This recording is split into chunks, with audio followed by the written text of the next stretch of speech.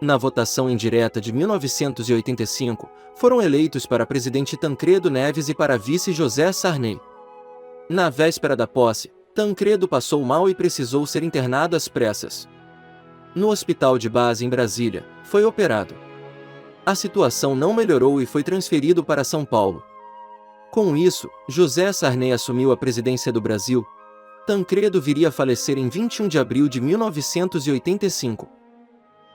Durante o governo Sarney, um dos acontecimentos mais importantes foi a elaboração de uma nova Constituição para o Brasil, promulgada em 5 de outubro de 1988. A Constituição certamente não é perfeita. Ela própria o confessa ao admitir a reforma. Quanto a ela, discordar, sim. Divergir, sim. Descumprir, jamais. Afrontá-la, nunca. O governo criou diversos planos econômicos. Planos Cruzado, Cruzado 2, Bresser e Verão. Nenhum deu certo. Não resolveu a crise econômica nem freou a inflação. Em março de 1990, último mês do governo, a inflação mensal atingiu o recorde de 84,23% e o índice acumulado dos 12 meses anteriores foi 4.853,90%. No imposto de renda pessoa física, a grande novidade do período foi a introdução no Brasil do sistema de bases correntes. Nesse regime, o objeto e o período de incidência coincidem com o próprio exercício financeiro em curso e não se referem ao ano anterior, como no sistema de antecipação. No exercício de 1990, ano base de 1989, não houve imposto a restituir. Imposto a pagar só para quem tinha mais de uma fonte pagadora e, mesmo assim, não era para todos os contribuintes. Era a introdução no Brasil do pague à medida que você receba. Havia duas declarações, informações, a mais fácil de preencher nos 100 anos do imposto de renda, e a de ajuste, a mais complexa da história. O sistema de bases correntes não teve o resultado esperado, sobretudo pela complexidade dos cálculos para apuração do saldo a pagar na declaração de ajuste. Durou apenas um exercício.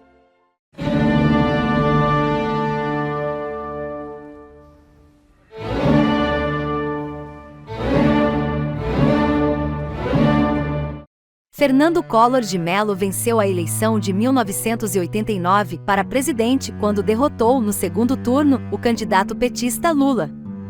No dia seguinte ao da posse, para diminuir a quantidade de dinheiro circulando na economia, o governo confiscou por até 18 meses valores depositados na poupança acima de 50 mil cruzados novos.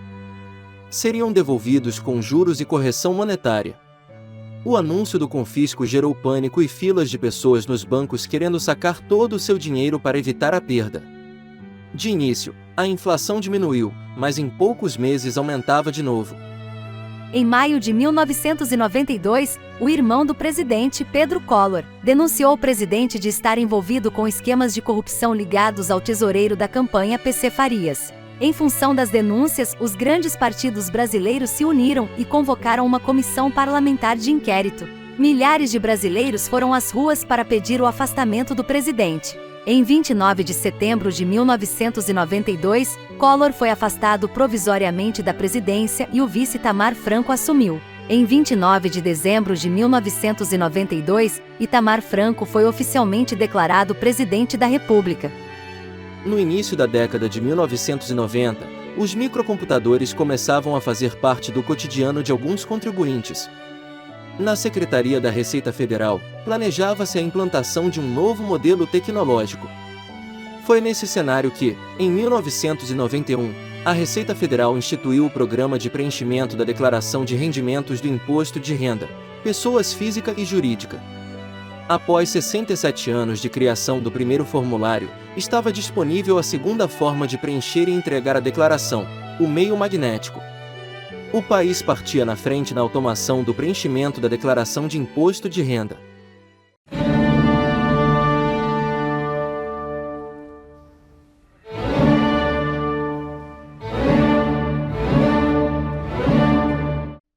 A A grande marca do governo Itamar Franco foi o Plano Real, implantado em etapas, entre os anos de 1993 e 1994. A primeira etapa previa a estabilização das contas públicas. A segunda se deu com o lançamento da Unidade Real de Valor, URV, que fez a transição monetária, convertendo valores do Cruzeiro Real para o real. A economia brasileira foi estabilizada e a inflação caiu assim que a moeda foi oficialmente lançada, em 1º de julho de 1994. O sucesso do Plano Real impulsionou a candidatura a presidente do ministro da Fazenda Fernando Henrique Cardoso. Na declaração do Imposto de Renda à Pessoa Física do exercício de 1993, ano calendário de 1992 eram duas opções de formulários, o modelo completo e o opcional. Na declaração opcional, o declarante tinha dois modos para informar os rendimentos e as deduções de 1992. 1. Incluir, em cruzeiros, os valores anuais. 2. Incluir em UFIR, mês a mês, os rendimentos recebidos de pessoa física e pessoa jurídica e cada tipo de dedução. O imposto a pagar ou a restituir não era calculado na declaração opcional. Pela primeira e única vez só se sabia o saldo a pagar ou a restituir após o processamento eletrônico.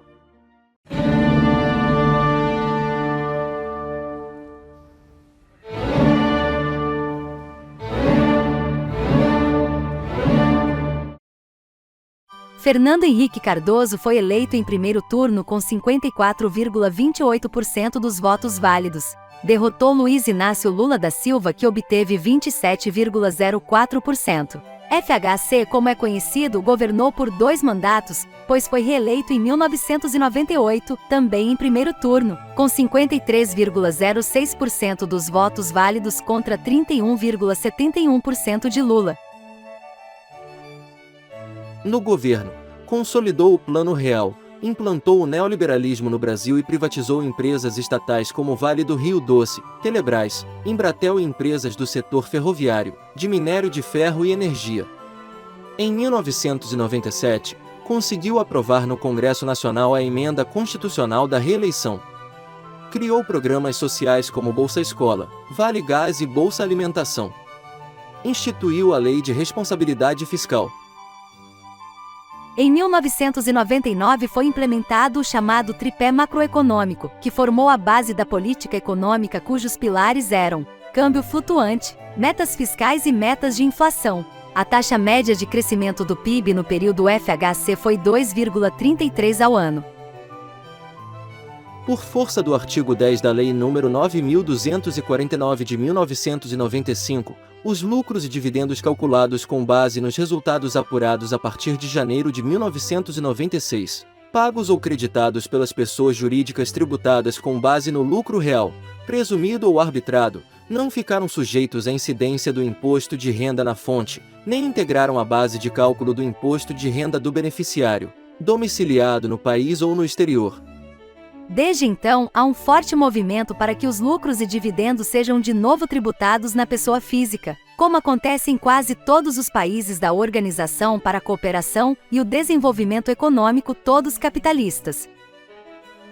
Outra característica do imposto de renda no período foi o avanço tecnológico. Em 1996, a declaração de IRPF, até então entregue num disquete de 5 1/4 polegadas, passou a ser apresentada num disquete de 3,5. Nesse ano, o programa foi elaborado em ambiente Windows. Em 1997, a declaração pôde ser entregue pela internet. Em 1999, mais 2 formas de preenchimento da declaração IRPF, online e telefone.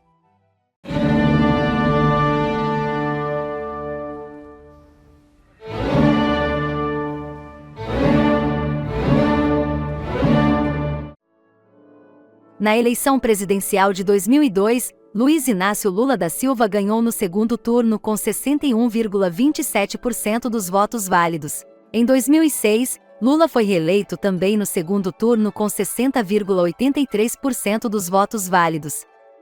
Na economia, o governo Lula controlou a inflação e garantiu a estabilidade do real. Não houve mudanças bruscas na condução da política econômica. Durante os anos do governo Lula, o PIB brasileiro teve um crescimento médio de 4% ao ano, sobretudo pelo aumento das exportações de matérias-primas e commodities do Brasil para nações em crescimento, como a China. O salário mínimo teve maior crescimento real. O governo reduziu o desemprego. A imagem positiva do governo, em função das políticas econômicas e sociais de sucesso, foi abalada em 2005 pelo escândalo que ficou conhecido como Mensalão. Membros da cúpula do governo compravam parlamentares a partir de Caixa 2 para que apoiassem no legislativo as pautas de interesse do governo. O esquema foi denunciado por Roberto Jefferson e desgastou a imagem de Lula. O governo Lula também realizou ações em outras áreas, como nas questões sociais, ampliando os programas de distribuição de renda que haviam sido criados durante o governo de FHC. Um programa social bastante conhecido do governo Lula foi o Bolsa Família. No imposto de renda continuavam os aperfeiçoamentos tecnológicos. No exercício de 2004, pela primeira vez, a Receita Federal disponibilizou para o contribuinte um programa para preenchimento da declaração de IRPF e outro para transmissão, ReceitaNet, desenvolvidos em Java para atender a todos os sistemas operacionais. O exercício de 2010, ano calendário de 2009, foi o último em que se utilizou o formulário impresso como meio de preenchimento e entrega da declaração de IRPF. O formulário em papel existia desde a primeira declaração de 1924. O formulário tinha um manual de orientação que ensinava como preencher a declaração. Vamos ver as capas dos manuais desde o primeiro da era Receita Federal, de 1969, até o último de 2010.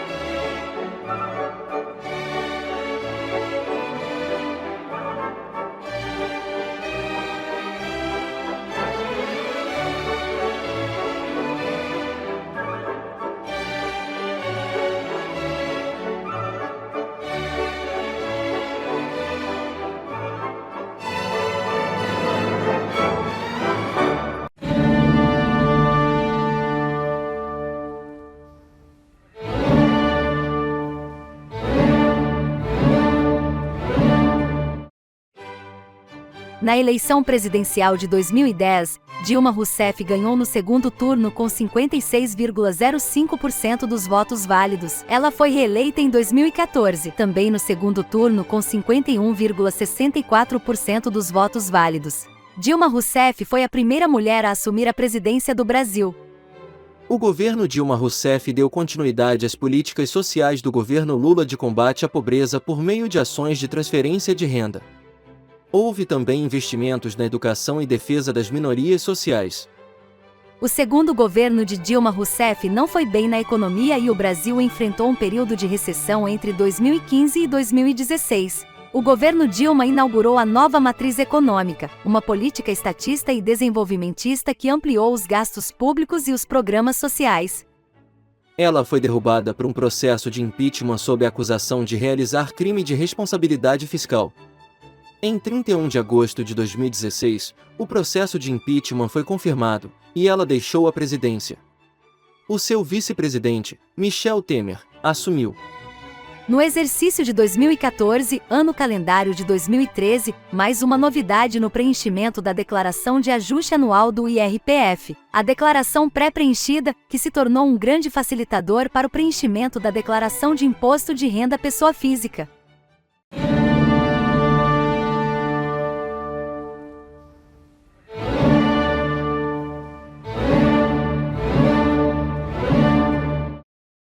O governo Temer começou no dia 12 de maio de 2016, quando assumiu interinamente o cargo de presidente da República, após o afastamento temporário da presidente Dilma Rousseff, por causa da aceitação do processo de impeachment pelo Senado. Assumiu o cargo de forma definitiva em 31 de agosto de 2016, quando o processo foi concluído. Em função do déficit do orçamento público em 2015 e 2016, controlou a despesa, estabelecendo limite para crescimento dos gastos. A medida foi criticada pelos que entenderam representar corte de recursos em áreas fundamentais como educação e saúde. O governo Temer promoveu a reforma trabalhista de 2017 que provocou uma mudança considerável na consolidação das leis do trabalho, CLT, Alterou pontos importantes como remuneração, férias, jornada, plano de carreira, contribuição sindical opcional. A reforma foi defendida por empresários e criticada por sindicato de trabalhadores. Outra marca do governo Temer foi a reforma do ensino médio, que diminuiu conteúdos obrigatórios de ensino e extinguiu a necessidade de diploma técnico ou superior em área pedagógica para a contratação de professores. Temer deixou o governo com um dos menores índices de popularidade da história.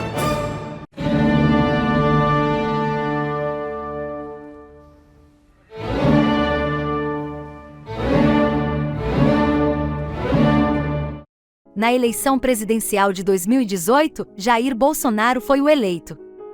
Ganhou no segundo turno com 55,13% dos votos válidos. Seu ministério foi composto por militares, ala ideológica e políticos de carreira. Bolsonaro chegou a ter 8 ministros que foram ou eram militares, mais que durante a ditadura militar.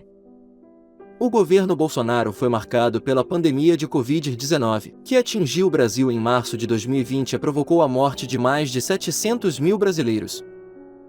Durante a pandemia de Covid-19, o governo Bolsonaro trilhou o negacionismo. Desde o início da pandemia, o presidente minimizou a doença. Muitas vezes apareceu em eventos públicos sem máscara e chegou a criticar quem as usava. Para combater a pandemia, defendeu a cloroquina, remédio que a Organização Mundial de Saúde considera ineficaz para combater a Covid-19. O governo criou o portal Gov.br, que passou a centralizar diversos serviços para o cidadão que antes se encontravam em centenas de sites do governo federal. A economia cresceu pouco em 2019, com um aumento no PIB de 1,2%. Em 2020, a pandemia de Covid-19 afetou a economia brasileira e o PIB caiu 3,3%. Em 2021, o PIB cresceu 5,0% e, em 2022, aumentou 2,9%. A inflação de 2019 foi 4,31%, de 2020 4,52%, de 2021 10,06% e no último ano da presidência Bolsonaro 5,79%. No primeiro ano de governo Bolsonaro, a taxa de desemprego ficou em 12%. Em 2020, principalmente devido a consequências da pandemia, a taxa subiu para 13,8% e em 2021, fechou em 13,2%. Em 2022, a taxa diminuiu para 9,3%.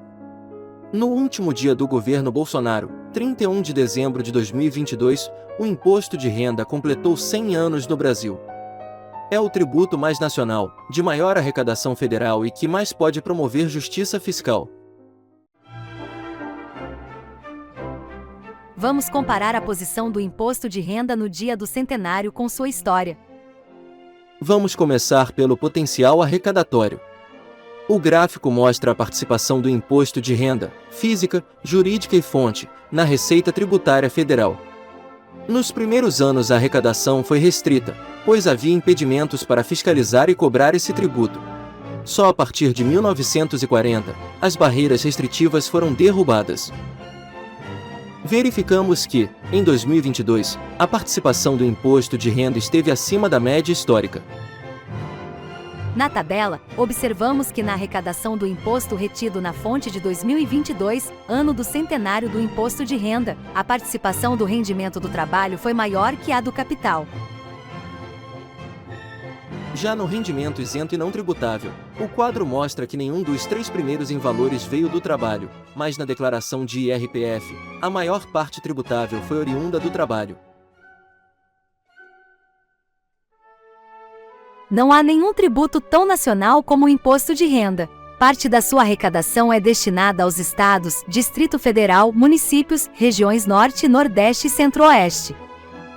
Sob a ótica de repartição de receita, em 2022, o imposto de renda teve a maior distribuição de arrecadação da história. A União ficou com 50%, estados e Distrito Federal com 21,5%, municípios com 25,5% e regiões Norte, Nordeste e Centro-Oeste com 3%.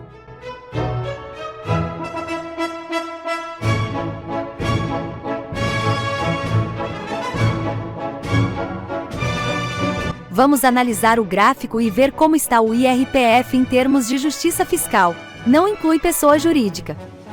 No eixo horizontal, temos o rendimento total, tributável, exclusivamente na fonte isento, de acordo com o salário mínimo mensal, vai de meio salário mínimo até mais de 320.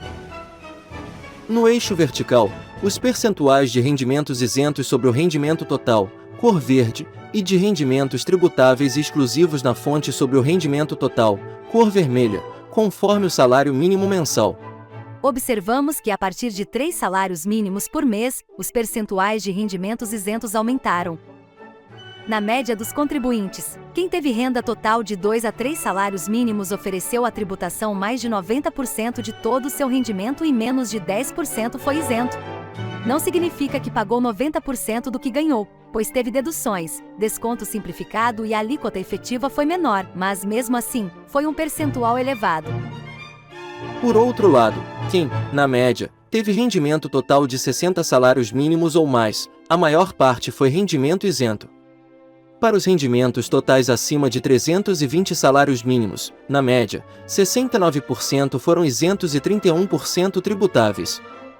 O gráfico mostra como o imposto de renda da pessoa física completou 100 anos no Brasil com privilégios para os que têm mais rendimentos.